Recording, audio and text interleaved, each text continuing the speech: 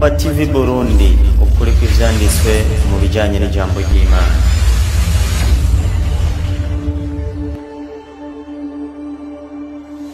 Siho muri. Haleluya kwa Kristo. Amina. Haleluya. Haleluya. Abayisilamu nta kibazo kuko hari ivyo nobaza mutonyishura neza cyane. Okay, jewe rero sinshaka ko murinda kuntwara umwanya ngo mume muranyica mu bwonko. Ikintu ushaka ni kimwe. Ubwa mbere mwavuze ngo ubwisilamu mwabuhawe na Yesu. Luka 4:16 herekana ko Yesu yagiye gusenga ku isabato. Ariko reka tugende kuraba rero yarutse ku isabato mu yindi minsi yakora gute. Kuva yo 20:8 dusomere. Kuva 20:8 haravuga ati yego 8 wibuka kutiriza umunsi w'isabato geze 11 mu minsi 6 ukore yego abe ariyo ukorera mu ibikorwa byawe byose yego ariko umunsi ugira indwi niwo sabato yanje jewe roho imana yawe ntukagire igikorwa na kimwe ukora kuri wewe ubwawe canke umuhungu wawe canke umukobwa wawe canke umugurano wawe canke umuguranokazi wawe canke azawe canke uwinyambukira abayi wawe ushaka wigeretse ngaho bamaye iminota 5 yonyene yaciye asubira avuga ati ubwisilamu yabuhawe na Yesu aho twe dukora mu minsi 6 umunsi ugira indwi tukagira gute tukaruhuka bongera bavuga ati ngo bobo kwisabato ngo basanye inciro 5 nivyo nivyo kubera mu gitabo cyabo havuga neza yuko mu ngazi 5 zigize ubwisilamu ingazi ya 3 niyo gusenga nivyo ni 5 kubita nayo mpamvu rero nawe yavuze ngo Yesu niwe yamuhaye ubwisilamu ahubwo yavuga ko ari Muhammad yawumuhaye Qur'ani turagenda yego turagenda Qur'ani indwi gabanya Qur'ani indwi umurongo wa 158 havuga nkoko ati jewe Muhammad nije nazanye ubwisilamu kugira ngo ndabwigisha abantu bose none ni Yesu yo ni Muhammad chako oya wewe yireke kubera ntayo wazanye nibasome ikindi no barira ni kimwe je bamaye iminota 5 reka gusoma kuko umwanya ucura hera bamaye iminota 5 gusa ahubwo mu ndabiri yisiga hasiga ibiri ni kuvuga ikindi kibazo je ngembaza ikibazo ntiwe ndaja kure yego kabisa none ko Muhammad ariwe yahawe kwigisha ubwisilamu isi yose mwumva ari Yesu ikibazo rero ngiki kandi mukitwishure jewe urumva mwampombeje kubera mutatwandikiye nico kibazo iyo mutwandikira tukaronga icete twari kuza neza tugakumumurana ikunyandiko kuko nangorane muri bene Aburahamu natwe turi bene Aburahamu ni ikintu cyiza cyane kandi mwagize cyane kuzana ivuga butumwa ngaha ikintu renda basaba ni kimwe aya majini rero aboneka muri Qur'ani indwi 158 reka nje kuncamake mwumve uko havuge ukuri kw'Imana kuri muri Qur'ani kuri kuvyerekeye ivyo nuko vuga yewe Muhammad yemwe bantu ni ukuri ndi intumwa ya Allah kuri mwebwe mwese y'Abayisilamu ikintu rero kimwe ndiki amajini aboneka havuga ngo Allah yategetse Muhammad gushikiriza ubutumwa bw'Imana no kwigisha ubwisilamu abantu b'imihingo yose yongera ategeka ibiremwa byiwe byose amajini n'abantu ngo byubahe kandi byemere ubwo butumwa mu mbarira babaye amajini rero yabwiga ubutumwa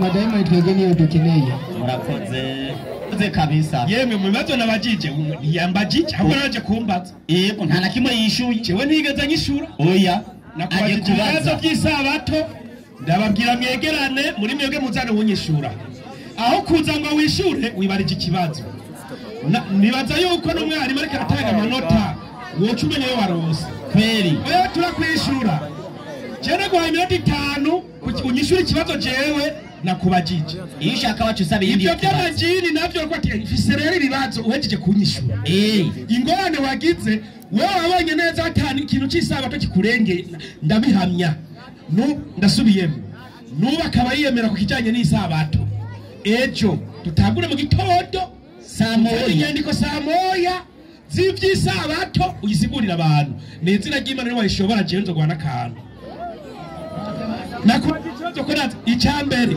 reka nakwereke bavuye muhira ibirita bibemerera kweli ngabo Bibiliya iti kutiriza isabato injya zikwehe mwijuru arazi ko yari amateka n'ibitoki yarimye kweli yanyishura kuronka kabisa si sawa kweli Bibiliya ngo ntiwigiganze none munsi yariko ata amaboko kabisa inyishu arazi ko tayo yarafise kweli sawa ube umuntu w'umugabo uvugisha ukuri iti yananiye sinari kwishura bazi ikibazo ati jewe byo birandengeni naguye mu bintu by'isabato atari ibyanje atuko je mu nzu ya Isirayeli sindimwo kweli ndumurundi navamishenga ninjiramwo ukaba umunyakuri gutyo acaza kubaza ibibazo mwarimu wamukurikiye oya bakwisha ivyo arinde ajya umunezero gusa mwarimu ngo mwishura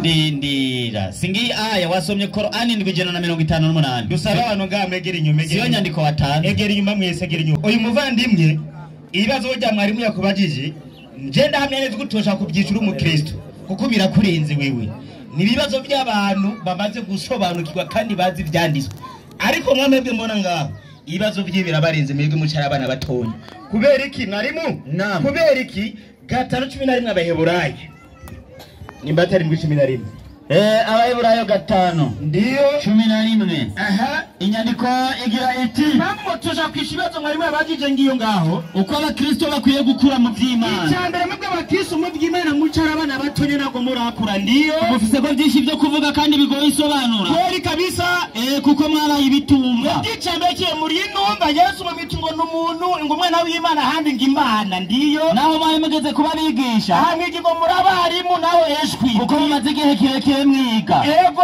mukwiye kongera kwigishwa namwe nyene ivya mbere vy'itanguriro ry'ivyavuzwe n'Imana subiza mu itanguriro ndiyo kandi bahindutse abakwiye gutungwa n'amata mwebwe mukwiye gutungwa n'amata ivyumvyu sukugaburirwa ivyo kurya bigumye apana ibijumbu n'ibiharage mwebwe kuko utunzwe n'amata utunzwe n'amata abataramenya ijambo ryo kugororoka abakiri umupagani kubera ko kuko abari uruhinja mwebwe muraba bebe iminja bebe iyo ni Bibiliya sije Bibiliya kweli niyo mpamvu ibibazo bagije mwarimu ntabwo mushobora kwishura mwebwe muri abana bato bakubagije icuza kubaza nawe utari wewe kubaza ushuja kuzana ibindi bintu mwarimu acaja muri Qur'ani 7:158 soma ngaho ikirundi yaciye yanka kuyisoma Qur'ani Ufise banyereke ndagusobanurira kwigice Qur'ani soma reka tuyisome inasema baada a'udhu billahi minash shaitani rrajim ndiyo bismillahirrahmanirrahim kweli kabisa vuguti emwe bantu ati yemwe uyu ni Muhammad ariko tuguraga ati vuguti ubwira abantu semero babwire mu vyukuri jewe ati mu byukuri jewe ndi intumwa ya Allah kuri mwebwe mwese ndi intumwa y'Uhoraho kuri mwebwe mwese abantu narungitswe n'ubuganzu bwami bw'amajuru n'isi ati narungitswe n'ubuganzu bwami bw'amajuru n'isi nta yindi mana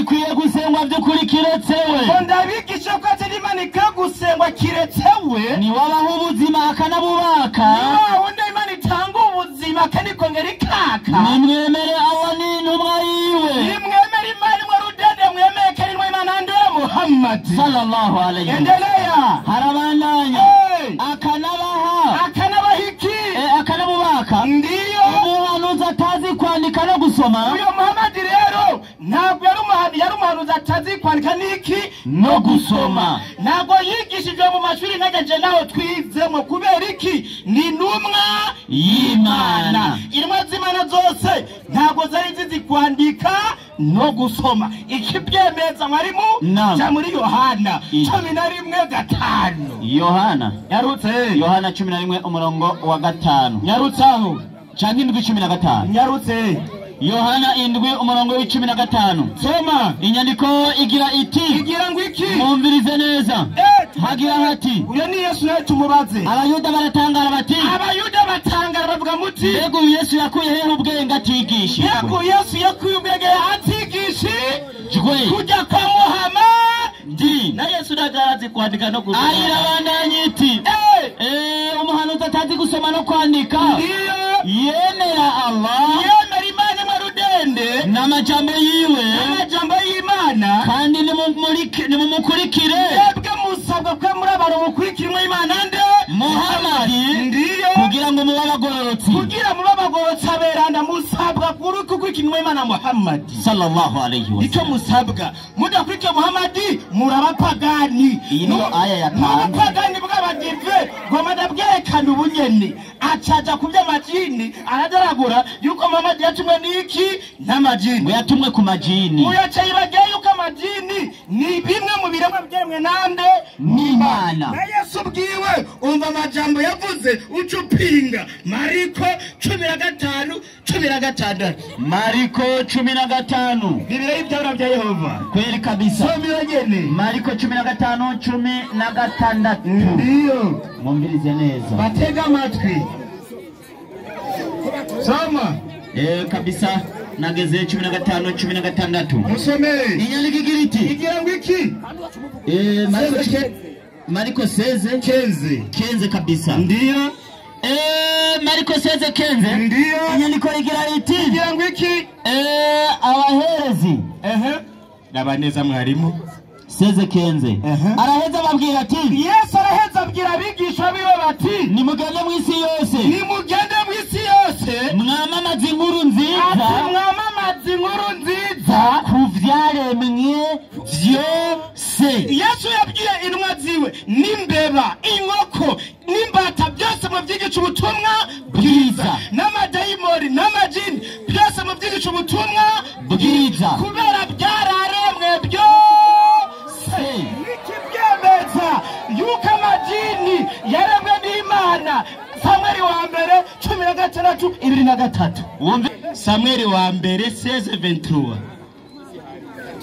Rabereza. Yamwe mumbi yarungiswe n'Imana. Umvirize uko yamwe mumbi imwembumwe ni n'amadayimoni mabi mu cyarabu amajini mabi. Hari amajini mabi n'amajini meza. Samweli n'umugisha n'Imana avuga ati hanyuma ko yamwe mumbi mvuga ati hanyuma ko ryajini ribi ryatumwa n'Imana. Uko yamwe mumbi yarungiswe n'Imana yafata Sauli. Ngo yafata umugisha n'Imana Sauli. Dawudi n'umugisha n'Imana kigenda ngo iki? Yahitana inanga agacuraranga. Dawudi yajabatse gitara gatangura Umuvya mu rusengero aratamba bana Dawudi aratamba batamba. Kuba bakwesha ibitari bagatamba barabuzuye mwembu. Kujya byageze kuri Dawudi na Sauli. Ibyo tubisanga mu mashengero. Kuba Kristo iwanyu. Amajina ari wanyu. Iwanyu. Imubavuze imwe mumbi arori imwe munziza. Mu cyarabu na majini. Yesu acagenda kuyigisha ubutumwa bwiza. Petro wa mbere 3:19. Yesu agenda kwigisha amadayimoni.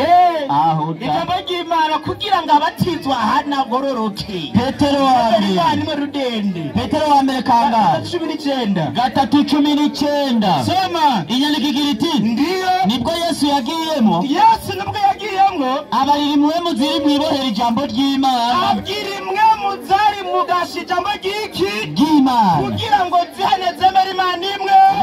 Zironke ubugingo budashira. Yesu gutamuvuga bigeze kuri Muhammad ucuhagarika umusaya. Kurya amenyo. Mwebweshe murakuru. Impamvu mwari muhagarika umusaya aba n'injyajya izi n'injyajya Adventist nkuko Yesu bivuze 13:15 rukabe muri njyajya. 13:15. Sawa kabisa 13:15 ruka. Ndi wega muri njyajya. Kweli. Soma. Inyandiko irabwira iti. Igira ngo iki? Irababwira iti.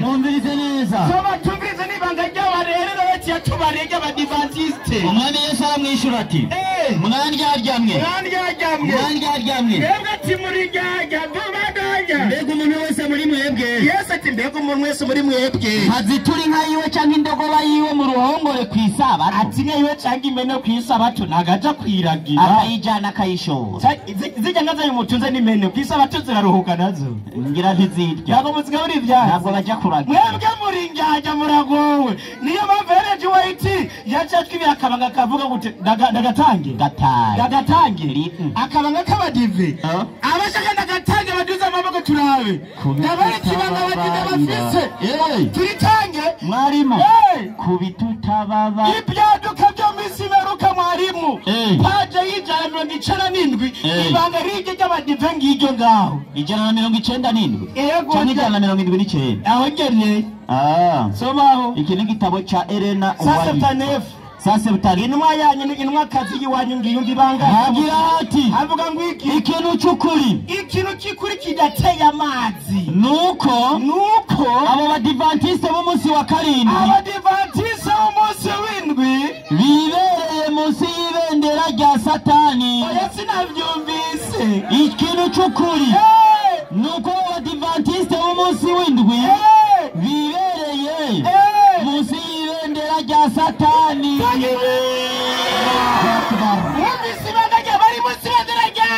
rya Satani uragowe mu muriro bebasha bariduza mu gatondo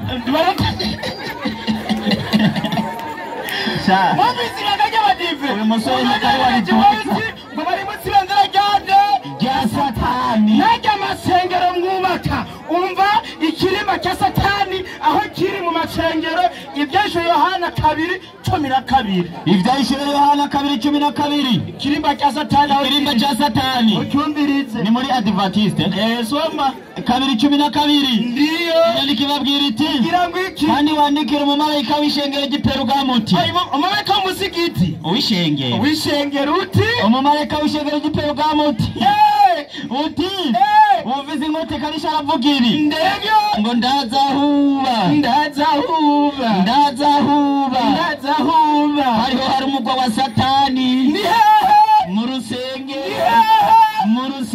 y'abadivantiste b'umunsi w'indwi iri niryazwe n'umukama dushimira Imana n'ukuri sitwebwe oya nimuturire imisasi twebwe n'ibitabo byanyu nimuturire imisaya mbo ushaka umwisiramazi ushaka umwisiramazi Yohana 10:14 Yohana 14 yego umurongo wa kangahe mwarimu? ku murongo wa mbere nyene Yohana 14 umurongo wa mbere yego mbega havuga ngo iki mwarimu? vuga ntunga aravuga ati Yesu ni inzira n'ukuri n'ubugingo nimuhagarike imitima yanyu mwizere Imana nanje munyizere. uwo ni umurongo wa mbere. kabiri nimuhira kwa data hari amazu menshi iyo abatahari mba ndabibabwiye kuko ngiye kubategurira ahanyu kandi ko ngiye kubategurira ahanyu nzogaruka kubajana iwanje ngwaho ndi namwe banzurindire gato. uwo ni Yesu ariko ariyemeza nk'ingwate nzogaruka kubajana iwanje iwanje nkuko noba mvuga ati nanje nzoga guka umugore ndamutahane muhira iwanje. bandanya umurongo wa gane haravuga ngo kandi iyo nja murazi inzira ijayo. Toma aramubwira ati mugenzi ntituzi iyo uja dushobora dute kuhamenya? uwo ninde ariko arabaza. Yesu aramwishyura oya ni Toma. ni Toma yego abajije Yesu mugenzi ntituhazi inzira ijayo. Yesu nawe acamubwira ati Yesu aramubwira ati ni jewe nzira n'ukuri n'ubugingo. bandanya nta ushika kwa data ntamujanye. bandanya umurongo w'indwi iyo muba mwaramenye na data muba munzi uwo ni Yesu avuga ati iyo bamwaramenye data najewe mwamugenje gute muramuzi bandanya uhereye ubu muramuzi kuko kubera iki kandi mwamumenye mwamubonye yego mwamubonye umunani Filipo aramubwira ati mugenzi twereke Yesu aho arasubiye kumubaza yego ati twereke nde so manuka bizoba bihaye uwe akiri Filipo aho Yesu aramubaza ati mbega ko nabamenye namwe igihe kingana gitya nturagahura umenye ngo nturagahura umenye manuka Gafilipo manuka iyo ni nyisho yarahaye Filipo banzu manuka kandi gatoya arasubirira ubonye jewe aba abonye data none uvuga ute ngo twereke so niwizeye ko muri jewe amajambo mbabwira ego hama abakirisu cingwe abantu nkuko mwaduhaye umwanya rabasinde ngikosa ryanyu hama nashaka kubabwira umuntu twebwe yagiye aduha ingwati ni Yesu niwe atubwira iyo azotujana kandi niwe yemerera abwira Filipo ati igihe mwambona na data mwaragenje gute mwaramubonye ngo data ari muri jewe nanje nkaba muri we kuvuga ibintu bicomekeranye kuko ngo jambo ngo hariya twasomye hariya Yohana 1 ngo jambo yamye ngo kandi yahoranye n'Imana ngo ni Yesu aha naharagarutse Filipo nawe amubaza ati twereke data nawe ati ntimuraruha mumwe kuva twakabaniye data ari muri jewe nanje ndi muri we ngo ntawe uzoja kwa data namucanye hama rero ariyo akabazo nashaka kubaza nakagakurikira baravuga yuko abisilamu nabo ari ntumwa hama ngo nka Yesu twashaka batwereke kungene baba ari ntumwa nka Yesu hama n'inyamba ari ntumwa nka Yesu nibatwereka n'abantu batanu bamaze kwemera ko bazojana kwa data natwe tuzobakurikira Imana nibahezagira amen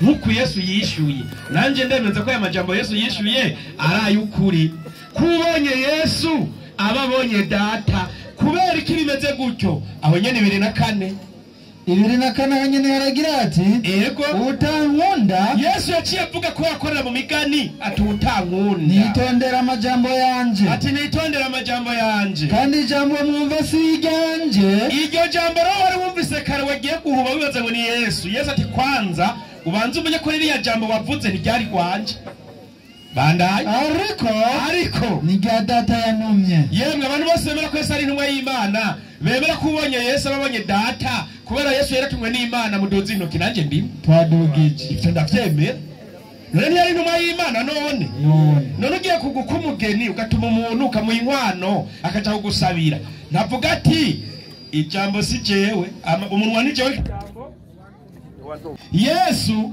yaravyivugiye ati ijambo mwumva si iganje ariko ni rya data yagize gute yantumye natwe abayisilamu twemera ko Yesu yatumwe n'iki n'Imana iyi Mana rero yatumye Yesu niyo tuba turavugira nanje niyo mvugira turavuga ati none mwebwe abayisilamu nindega yeme ngo yemeye Yesu nazo bari mwabazojana siko yavuze ko yavuze urindaza bajana werimba navuze nabi navyibagiye umwanya ushimwe ni munini bagusubireho haleluya iyo numvise umenga ushatse kuhinyanyura mvuga nyene nkuko twavuze nta na kimwe wedomako nyibutsa sinyigisho zizotuma turonka ivyubahiro turece mu ijuru jewe nuvuga ibisubiremwe garagwaye mi isomo naho bori bandanya je navuze ati by'ukuri turabonye ko Yesu yatubereye ingwati kandi atwemerera yuko ari wazotujana mu ijuru.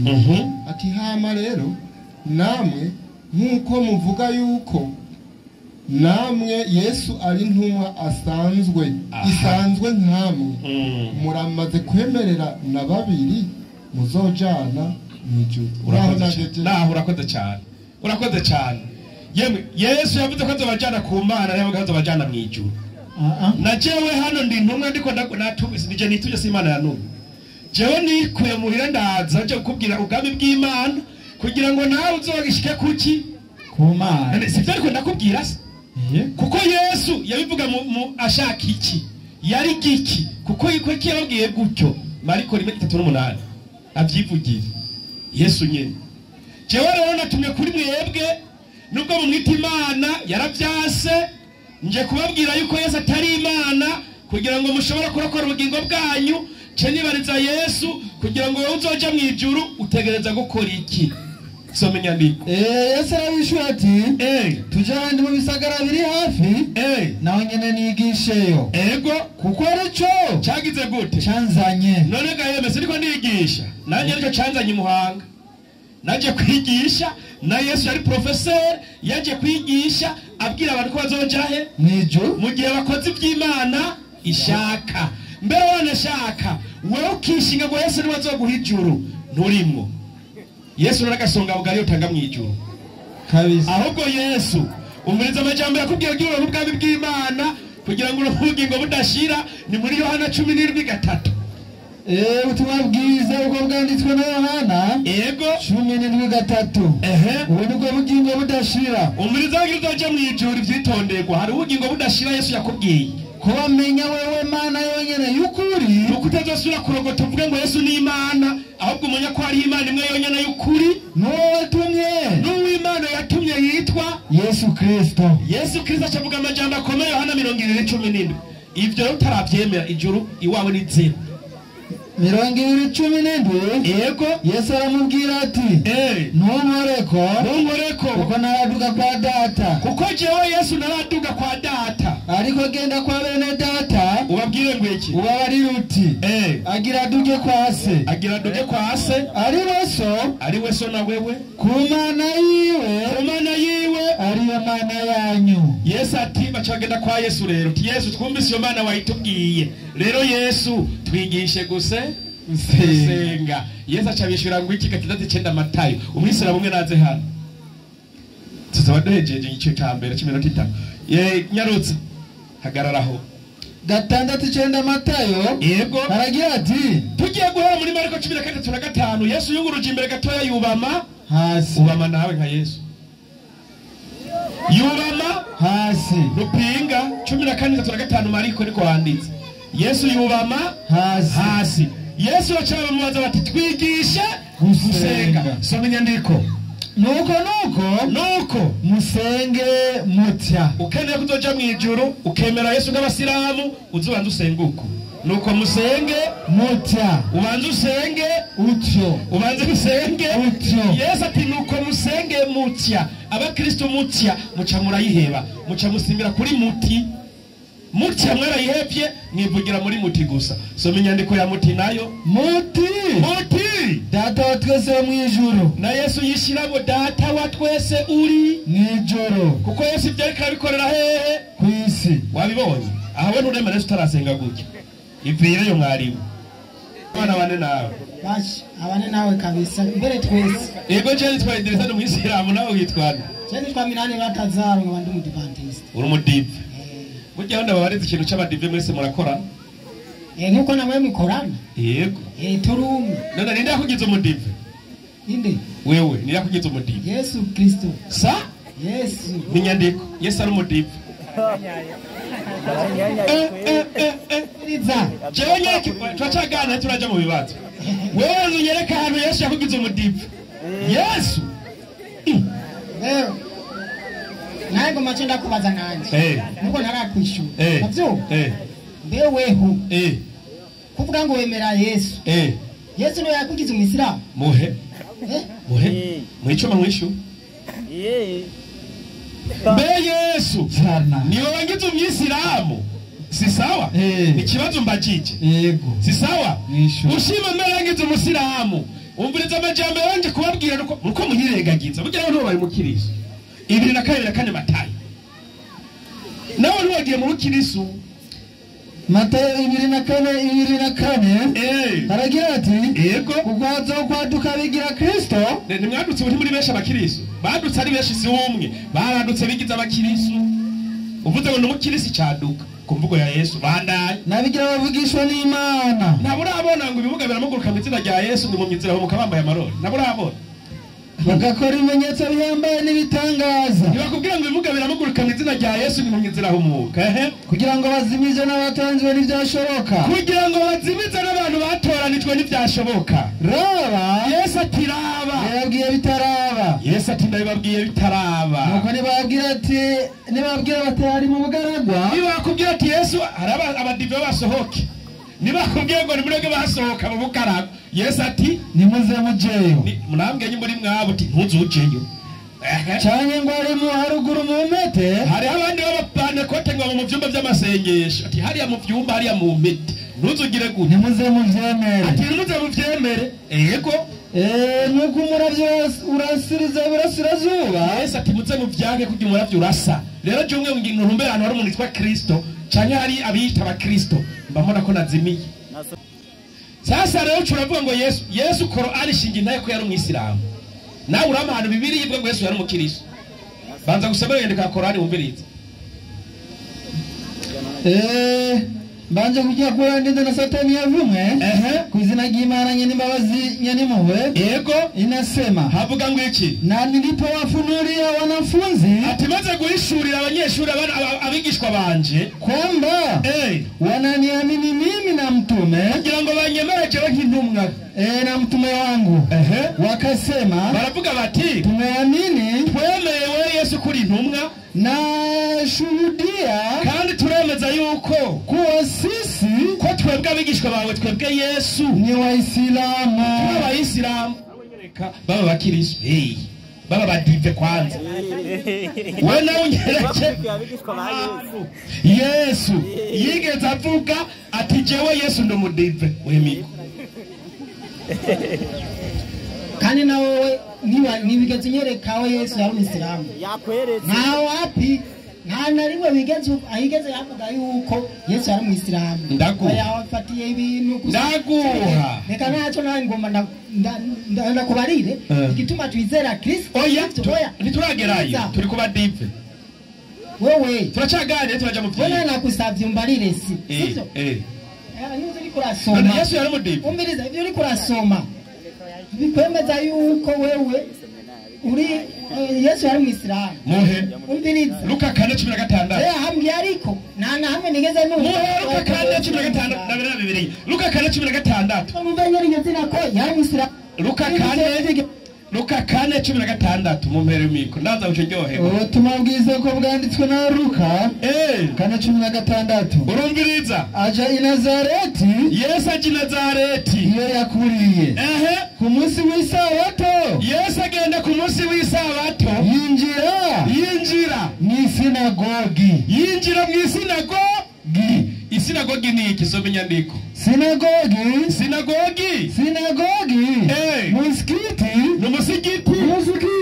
umusigiti w'abayahudi none yinjiye mu sinagogi ari umusigiti abinjira ino musi mu musigiti ni mwebwe canke n'abayisilamu ageze mu musigiti sindaheza ageze mu musigiti umviriza n'ibintu yabwiye bakore ku isabato Yohana 7:2 nawe kubikora si sawa Yesu ageze mu musigiti yarigishije ku munsi w'isabato ndabe nawe ko ari byo ukora baragira ati Mose yabaye gukebwa iby'Imana biratangura ubwo ni kwavuye kuri Mose ariko kugusiramurwa ngo ntibyavuye kuri Mose kuri basogokuruza banyu ari mu sinagogi mu musigiti ku isabato yego kandi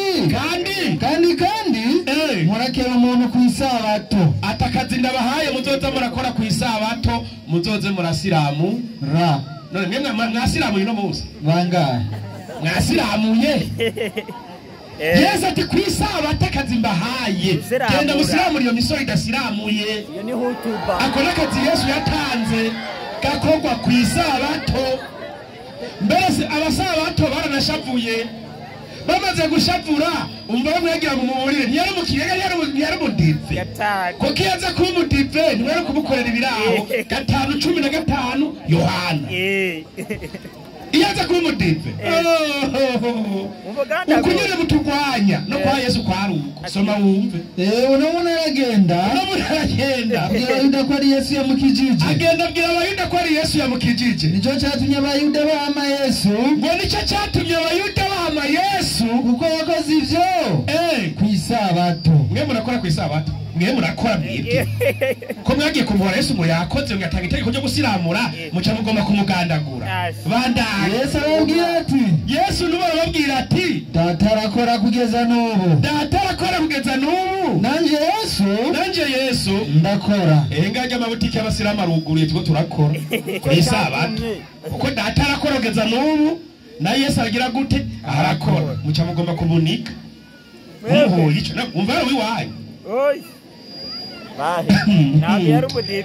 yarumudive kwe mukamuhora yuko azirigisa yakoze ku isabato mukagomba kumunigura ngo yari umusabato reka yari umusiramu shehe ubudive ntabwazi Yesu ntazi ubudive ukagira ngo he ndaguha izindi nyandika bita inyange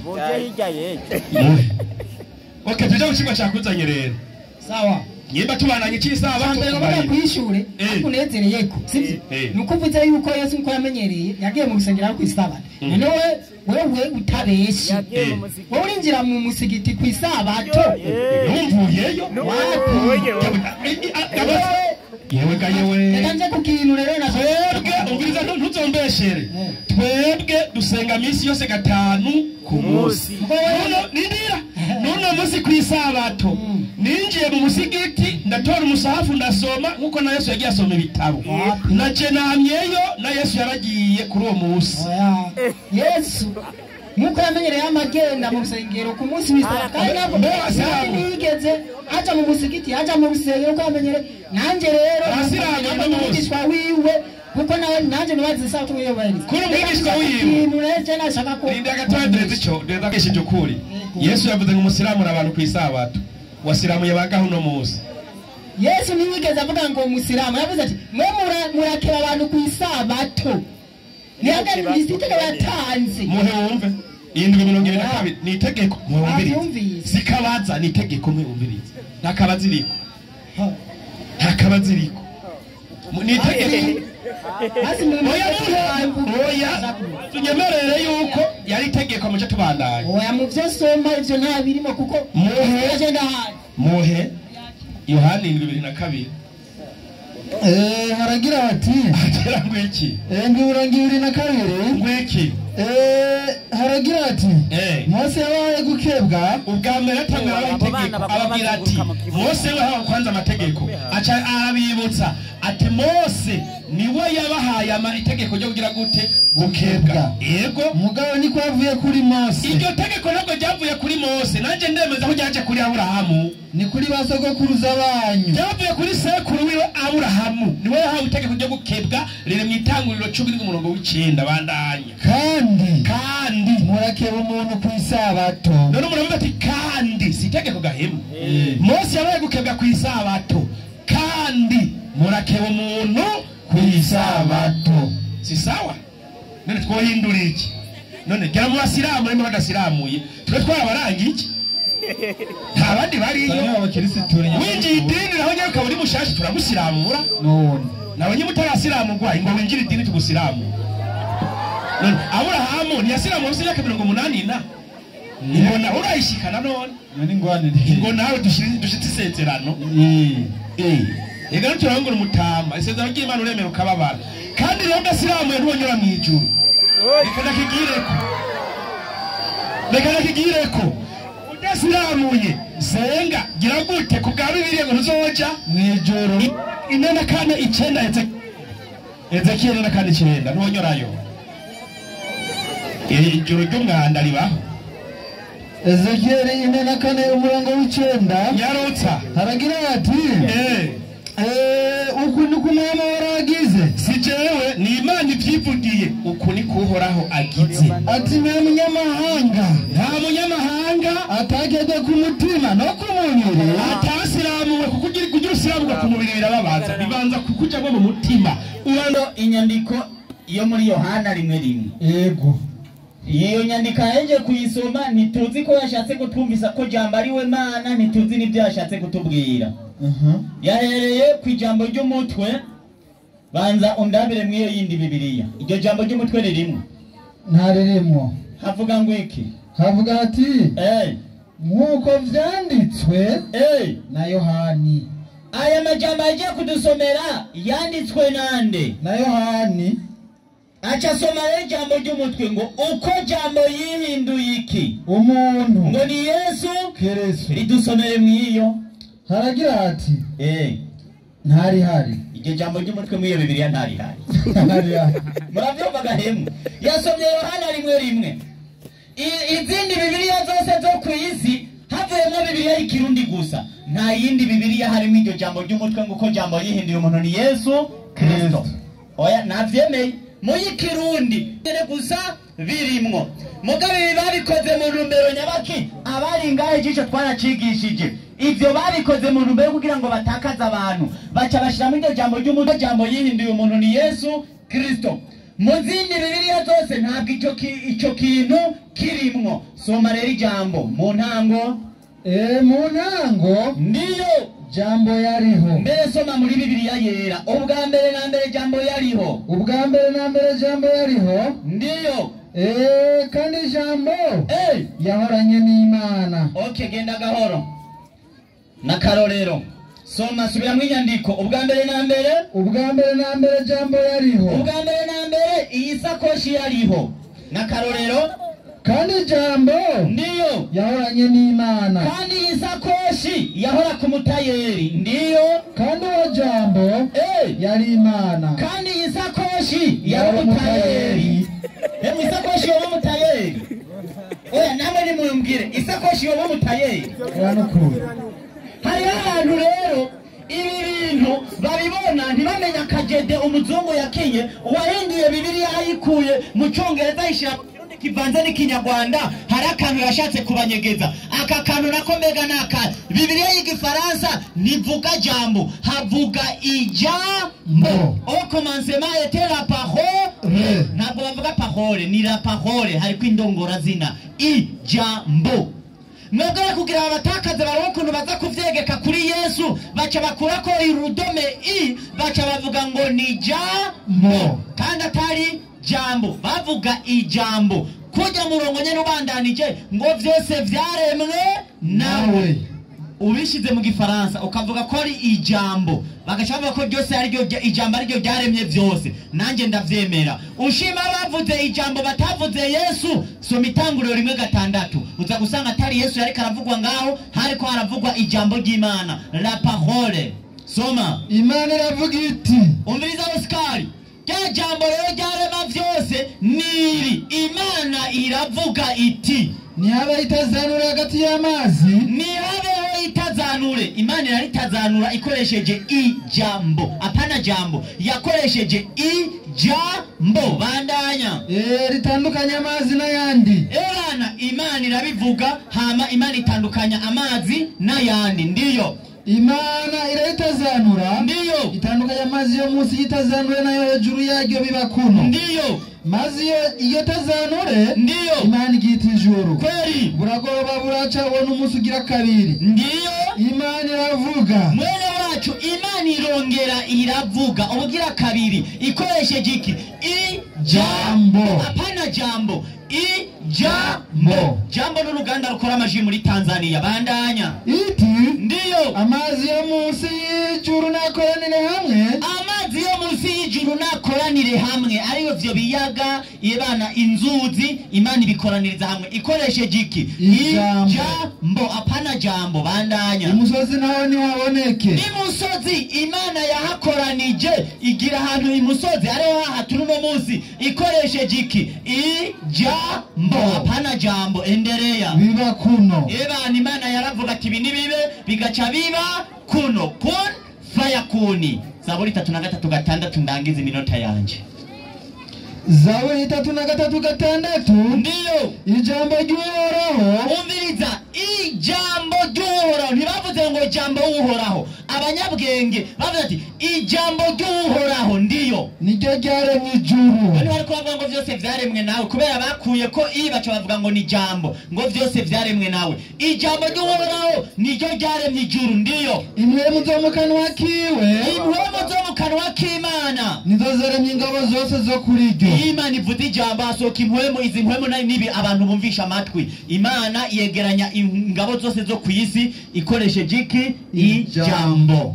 C'est la parole. Ndahejeje.